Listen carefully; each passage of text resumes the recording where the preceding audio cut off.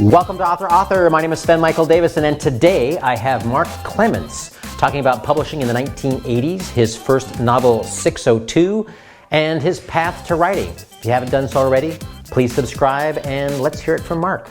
I've had 4 novels published in my name.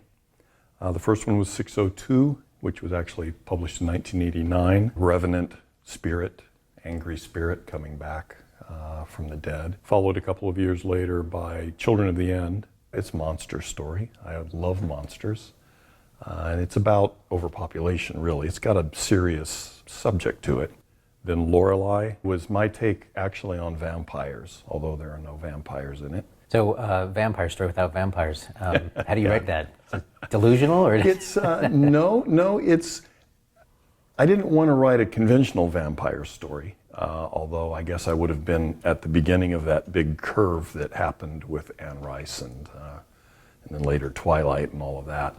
But I did want the idea of people losing their self-control, being taken over by someone else. That thought lingered with me. And being a man, my thought was the power that women can have over men. And so, as fiction writers do, I just kind of ran with that idea and saw where it took me. And as horror writers do, it took me in that direction. So it's a fairly violent book at times, but the subject really is seduction in a way. And the last one was The Land of Nod. It's about imagination, good and bad, which won the Bram Stoker, it was nominated, but it won the Theodore Geisel Award at the San Diego Book Awards for Best of the Best, the first year that they gave that award. Do you describe yourself as a horror writer, science fiction writer? I would define myself as a horror writer. In the industry now, not really a good word. They prefer the term thriller for anything that's in the old horror genre, but yeah, I'll still go with it. So, how'd you get into writing?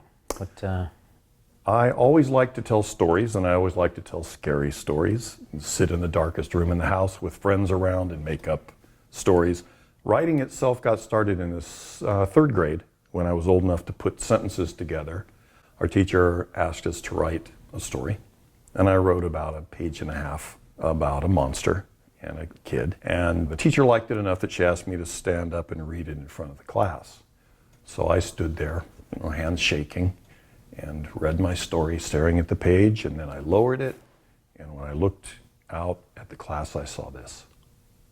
And I thought, I like that. So after that, I started writing stories just for fun. About 1980, I decided to start doing it seriously with the intention of getting published. Did you go to college to study writing? And I did not. I debated when I decided that I was going to go to school not to study marine biology, which was my original intention, but something in the arts. I had a choice between painting, fine arts, and writing. Those were my 2 loves. And I decided to do painting for what I thought were practical reasons, believe it or not. And after art school, I decided to pursue the writing again. I'd continued to write for fun. I always enjoyed it anyway, but then I decided to get serious and make a career out of that. So you went from the practical idea of painting to the practical idea of writing? Exactly. Oh, fantastic. Yes. Practicality is my middle name. So you talk about telling stories.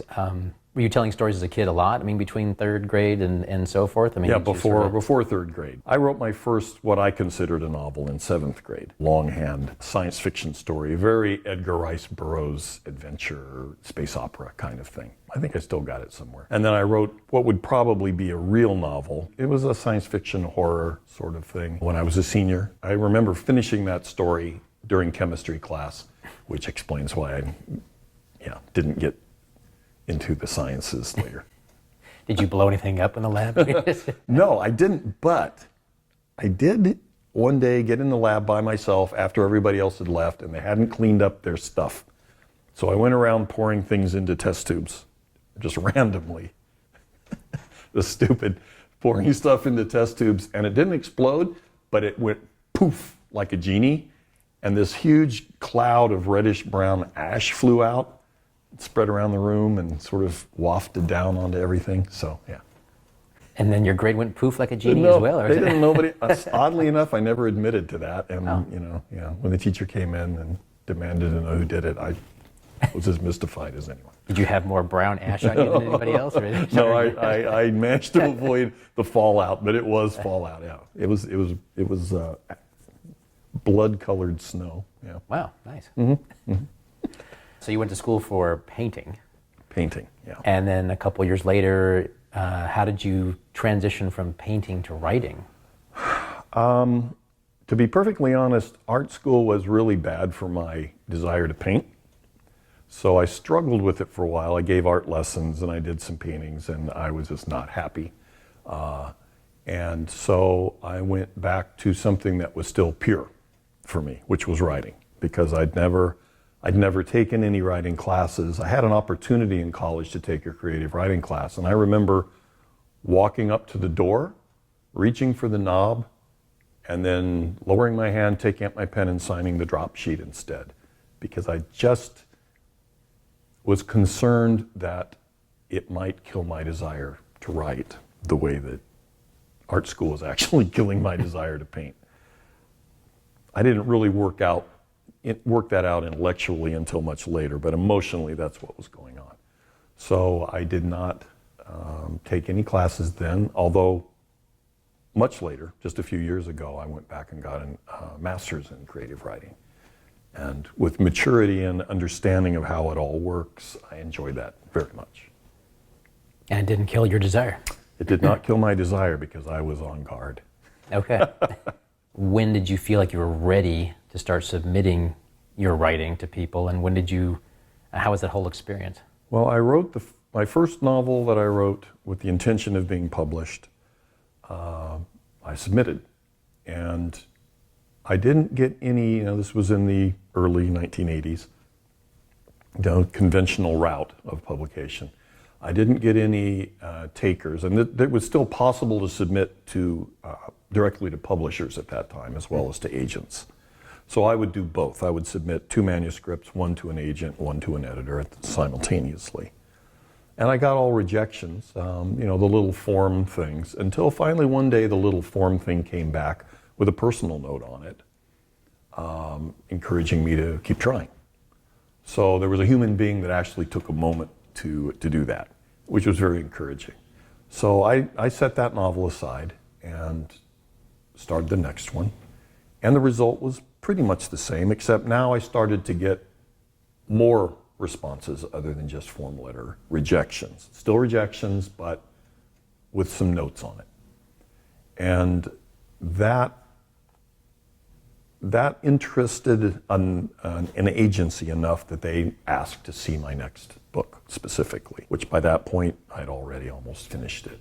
And that was 602, my first published book. Again, at that time there was some interplay. This was the first reader for an agency, and he and I went back and forth with the manuscript a couple of times. He in effect took the role of editor to get it into shape that he was willing to show it to the agent, and then they went with it. That first book was a mass market paperback, published by Warner, and of course it was very exciting to have that happen. What year was that, roughly? It was 89. Okay. The actual publication date was 1989.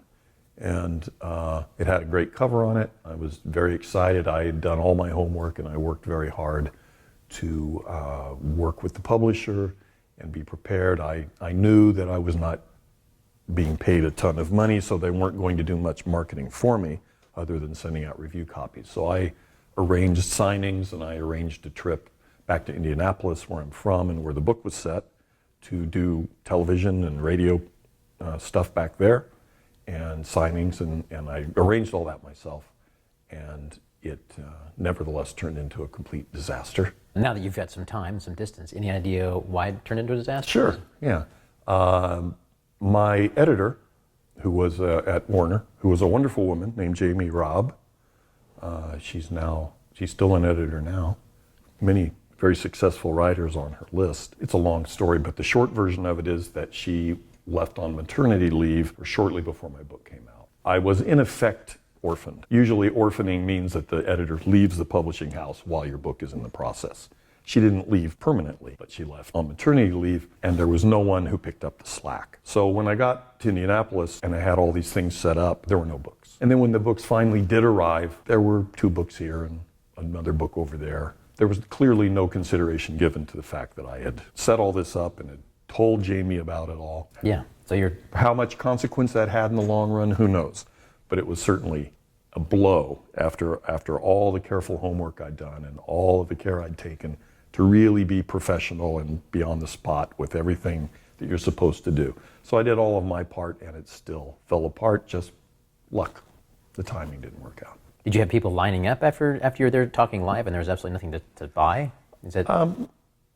Well, there were some people who were expecting it and not finding it. And people would call me and say, "Where is it?" And I would say, "Well, it hasn't arrived." And then when it did, there were only a few copies.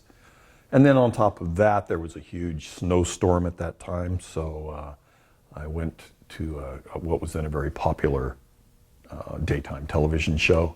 And there was no audience because nobody could get there. I barely got there. So they had to kind of film around the fact that this live show was with no audience.